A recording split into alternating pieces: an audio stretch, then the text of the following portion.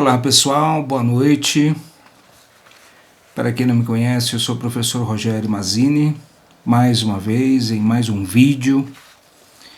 Espero que vocês estejam curtindo os vídeos anteriores que nós postamos, tentando trazer um pouquinho de reflexão, de conhecimento, um pouquinho que a gente consegue pesquisar e aprender, compartilhando aí com os nossos amigos e os nossos queridos alunos. Hoje nós iremos falar sobre a verdade sobre os ditos populares. Eu preferi colocar esse título, né? A verdade sobre os ditos populares. É uma pesquisa de história e de linguística, porque muitas palavras, muitos ditados foram alteradas com o passar do tempo e até seus significados também. Mas eu também diria que não é um erro, não é que estão errados, foram transformados. Isso em história é um fenômeno chamado de oralidade. É meio que aquela brincadeira de escola do telefone sem fio, em que dificilmente aquele último aluno ele fala exatamente aquilo que o primeiro falou para o segundo, depois que a professora falou alguma coisa, uma frase, algumas palavras no ouvido dele. Então, acaba sofrendo algumas mutações, e a língua portuguesa também, né? Ela sofre alterações, mutações, né? E por ser a nossa cultura riquíssima. Mas o que nos interessa é chegar ao ponto, né? Ao tentar chegar ao mais próximo possível do que realmente aconteceu. Chegar ao mais próximo possível do que realmente era a frase inicialmente e que foi alterada, foi modificada com o passar do tempo.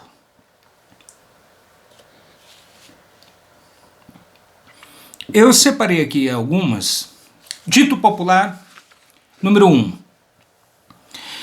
A mãe, né, quando o filho está muito bagunceiro, fica quieto, menino, parece que esse menino tem um bicho carpinteiro. Só que bicho carpinteiro, não existe esse bicho carpinteiro. Carpinteiro é aquele profissional que trabalha com madeira rústica, né, produzindo instalações, móveis, estruturas de casas. E não existe esse bicho carpinteiro, né? Na verdade, inicialmente era este menino, ele não para quieto porque ele está com um bicho no corpo inteiro. É como se tivesse com formigas, bichinhos no corpo inteiro, e não um bicho carpinteiro, tá? Essa é a primeira. O segundo dito popular, né, as mamães sempre falando com os seus bebês, com as suas crianças, né? Batatinha quando nasce, põe a mão no coração, menininha quando dorme, batatinha quando nasce, esparrama pelo chão, e quando dorme põe a mão no coração. Esse ditado, que com tanto carinho pelas mamães, né? Batatinha quando nasce, esparrama pelo chão. Só que tem um detalhe. A batatinha é uma raiz, ela nasce, ela cresce dentro da terra. Como é que ela vai ao mesmo tempo se espalhar pelo chão, né? Então o correto no início era Batatinha, quando nasce, espalha a rama pelo chão, tá? Batatinha, quando nasce, espalha a rama pelo chão. Não é esparrama pelo chão, ok? Ou seja, vai ficar as suas folhas, né, para fora, enquanto a batata ela nasce, ela cresce, se desenvolve dentro da terra, ok? Dito popular 3, eu já ouvi pai falando com seu filho quando tinha acabado de aprontar alguma coisa, você está com cor de burro quando foge. Você aprontou alguma coisa, moleque. Só que é estranho, né? O burro ele tem uma cor quando ele está parado, ele tem outra cor quando está correndo, quando está fugindo. Eu nunca vi um burro correndo, sei lá. E quem viu, não viu mudança na cor dele também. Então, o que acontece? No início, não era cor de burro quando foge, mas eu corro de burro quando ele foge. Por quê? O burro é um animal pesado, grande. Se ele correr, quem estiver na frente será atropelado. Se tiver alguém próximo, pode tomar um coice, pode se machucar. Então eu corro de burro quando ele foge, e não cor de burro quando foge. Ok? Quarto, o dito popular, este é bastante usado, bastante conhecido também. Quem tem boca vai a Roma. Esse muitos inclusive já até sabem, né? Quem tem boca vai a Roma. É mais ou menos assim: eu estou perdido, eu pergunto para uma pessoa e pergunto para outra pessoa, tal, até chegar ao meu destino. Quem tem boca vai a Roma. Mas o correto, né?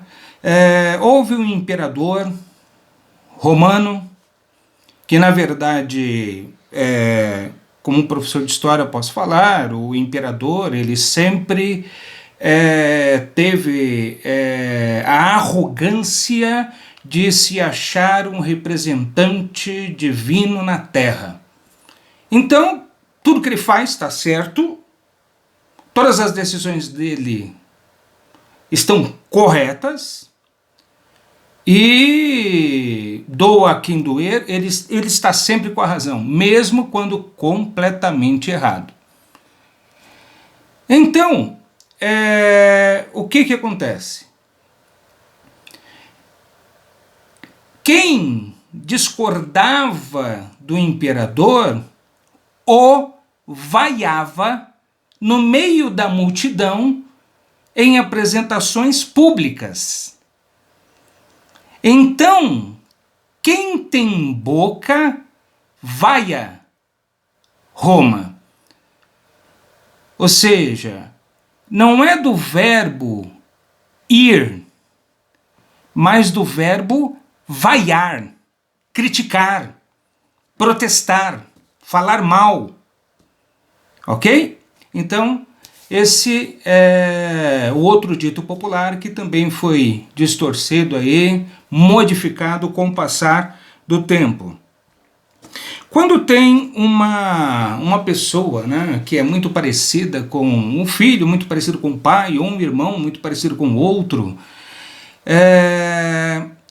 a filha muito parecida com a sua mãe, daí eu ouvi minha mãe falar várias vezes, ela partiu faz 15 anos, e eu ouvi por várias vezes ela pronunciar esta frase: cuspido e escarrado.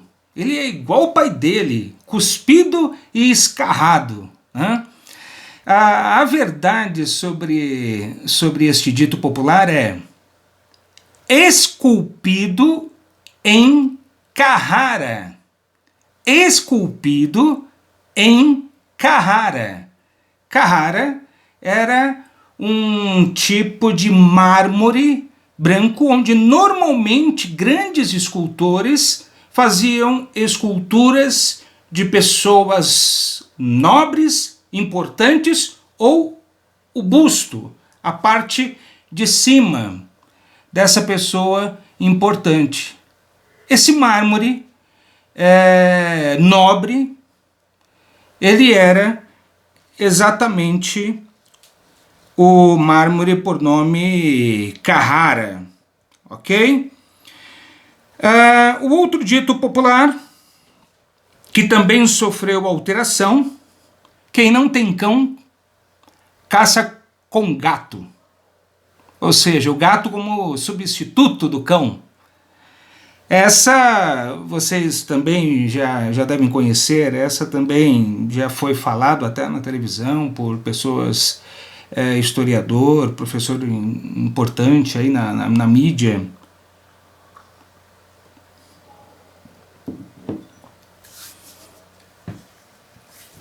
Quem não tem cão, caça com gato. Mas não é uma palavrinha só altera o significado, né? O correto é: quem não tem cão, caça como gato. Quem não tem cão, caça como gato. E não com o gato. Quem não tem cão, caça com gato.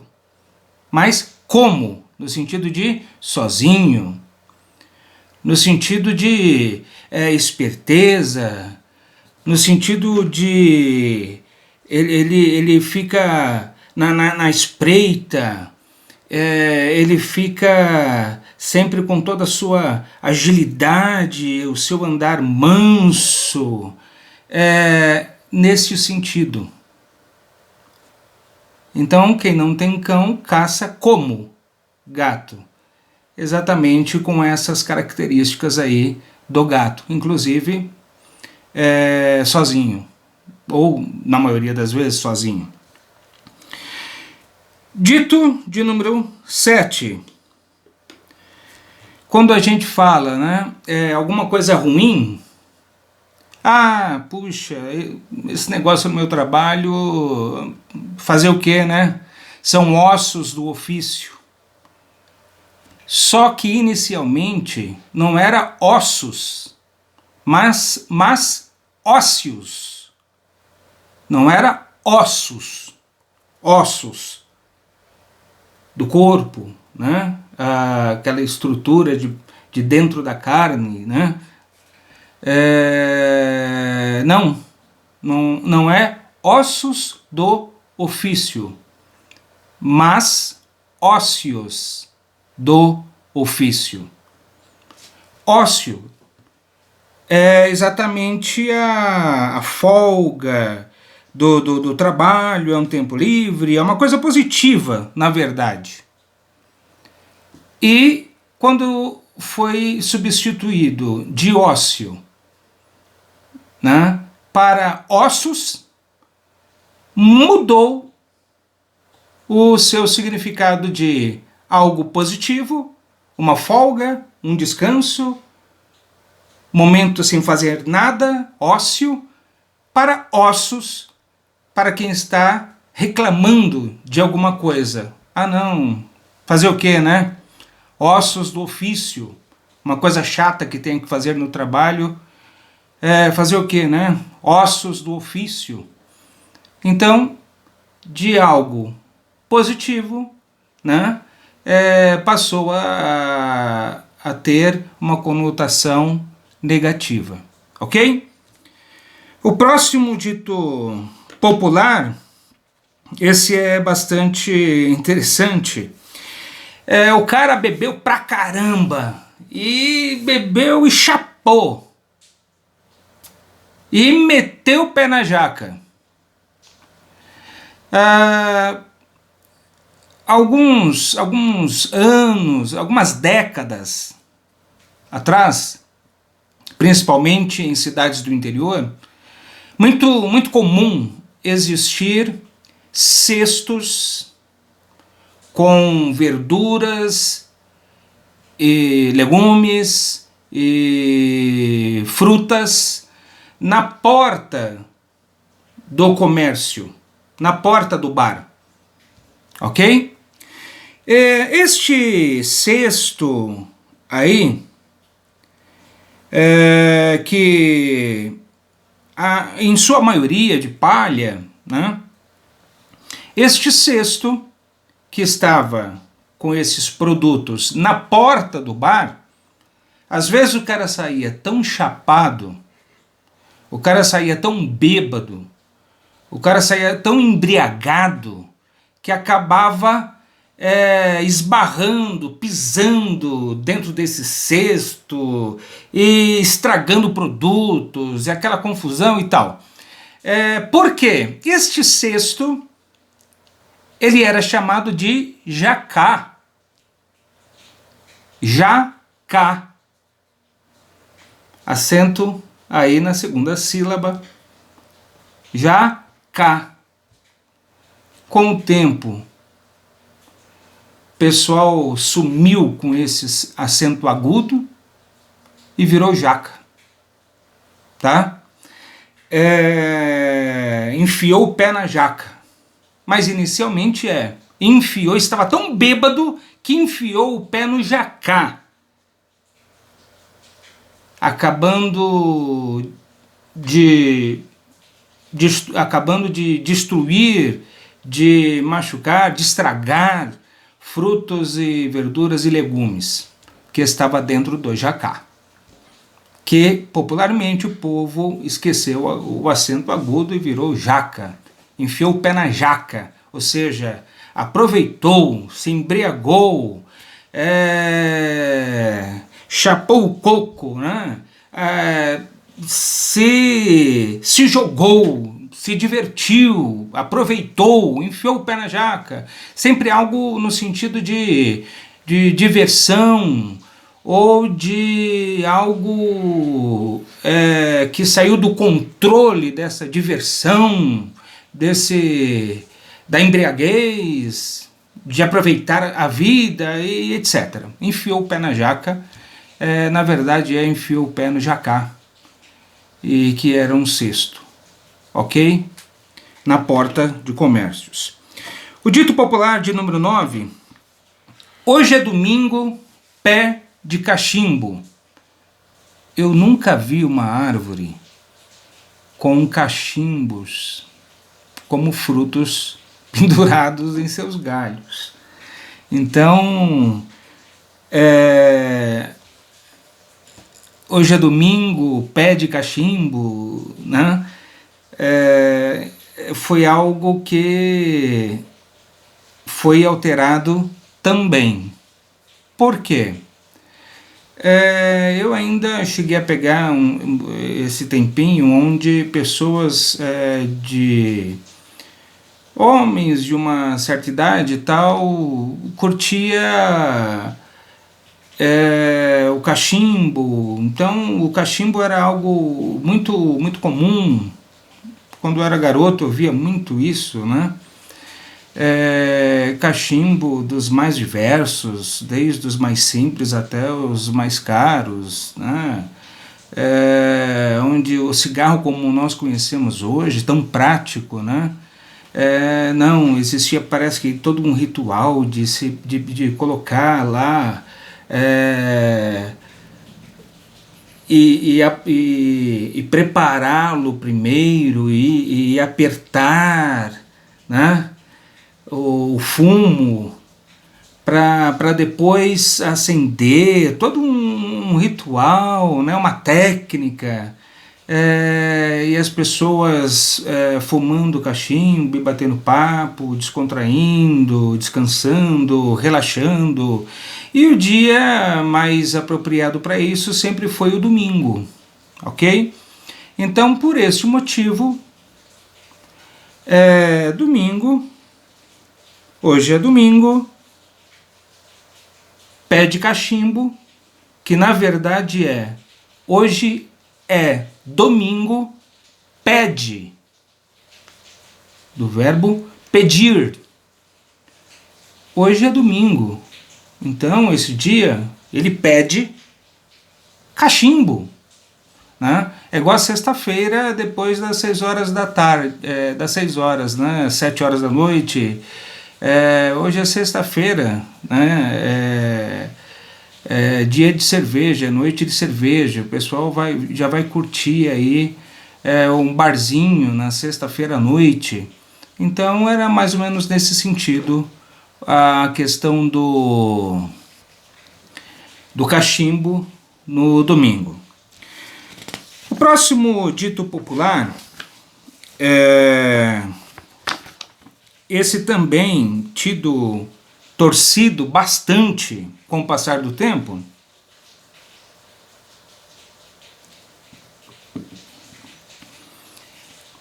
Quando o negócio está muito bagunçado, sem ordem, sem organização, tudo é festa, sem lei, sem regra, todo mundo faz o que quer.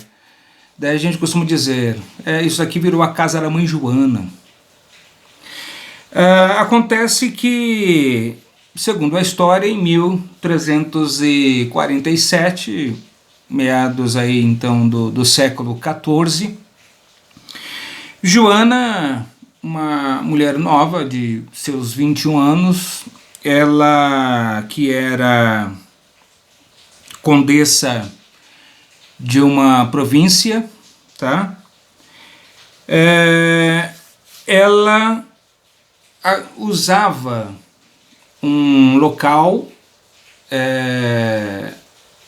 de um bordel para fugir de perseguições ou de invasões ou de perigos, e daí ela, depois de se esconder lá algumas vezes, daí os autores eles acabam, né, um apresentando uma informação nova, o outro e tal, eu chego a uma conclusão de que ela acabou legalizando, né, os bordéis naquela região, uma vez que ela era condessa de Provença e também rainha de Nápoles. E com isso, bordéis se tornaram legalizados e não era um local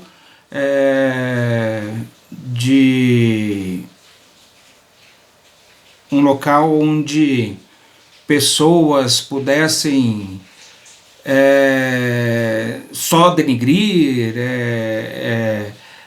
um lugar do capeta, um lugar de promiscuidade. Não, porque agora ela legalizou, ela foi um local que deu proteção a ela algumas vezes que ela precisou, e também há autor que diz que quando ela queria fugir, se esconder de pessoas ou situações, ela também corria para os bordéis. Agora, não é função dos historiadores ou professores de história também ficar se metendo, né? Ou ficar simplesmente cutucando a vida pessoal dos personagens, principalmente essas questões mais íntimas. Mas se ela ia também para curtir ou não, daí também nós não sabemos, ok? Então, daí surgiu a casa da mãe Joana. Um outro dito popular o cara foi para a festa e chegou com as mãos abanando. Ele foi para a festa e não levou presente nenhum para o aniversariante. Este termo ele vem do período aí a partir do século XIX, período em que no Brasil os imigrantes eles começaram a vir, aqueles que vinham em busca de meios de sobrevivência, outros vinham devido a conflitos, guerras no seu local de origem. Então, quando eles desciam ali do navio, eles já vinham com ferramentas, com sementes, como se eles quisessem dizer para os patrões, né, para os empregadores: ó, quero trabalhar, quero trabalho, estou pronto para o trabalho. Porque daí o patrão já via que o cara, né, estava com ferramentas e sementes. Opa, ele está disposto a trabalhar, vamos contratar o cara. Mas quando descia do navio, com as mãos abanando, ou seja, sem nenhuma ferramenta, era tido como alguém preguiçoso, não estava a fim de trabalhar, veio para cá como imigrante, mas não estava a fim de trabalho. Então aí surgiu o termo chegar de mãos abanando. O outro é pensando na morte da bezerra. Quando a gente vê alguém pensando com a cabeça longe, né, a pessoa fica lá um tempão pensando, assim, fora de área, né, fora de sintonia. Daí a gente diz, está pensando na morte da bezerra? E isso remete aos hebreus, a povos da antiguidade, em que a questão do sacrifício de animais era algo completamente normal.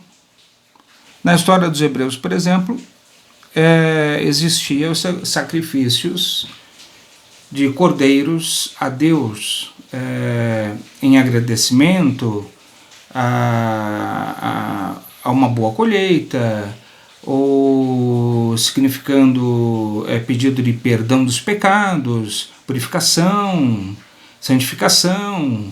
Então existia um lado religioso aí, e não só os hebreus, outros povos da antiguidade também utilizavam aí a questão do sacrifício de animais.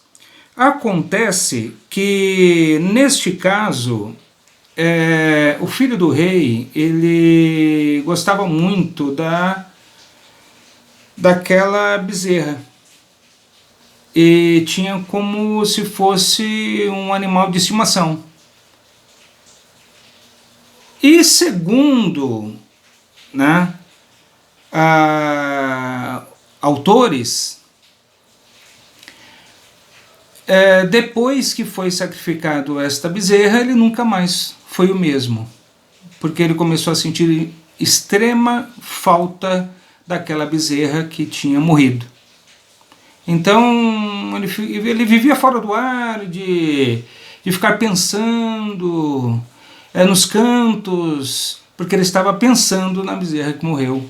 E segundo autores, ele foi crescendo, se tornou um adulto, tal, mas nunca esqueceu da bezerra, e em vez em quando ele estava pensando em alguma coisa, pego pensando em alguma coisa, ele estava pensando na bezerra. Então,